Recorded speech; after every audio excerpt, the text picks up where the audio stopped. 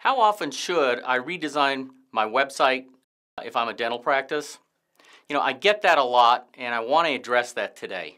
Hi, I'm Bill Fukui with Page One Solutions, and there was a time when developing a new site meant once it's done, you may not design a new site for years, and in some cases as many as 8 or 10 years. Well, times and competitors and quite frankly, consumers have changed so much over the past several years that it really requires you to update that website much more frequently than you did before. But the markets are going to dictate that.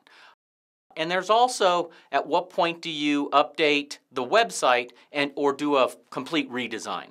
So there's a lot of things to consider when thinking about designing a new site, but generally, you got to consider more significant updates at least every year, based on the user's activities, what's happening to those users when they visit the website, and at least consider a redesign, a complete redesign of your website at least once every maybe 2 or 3 years.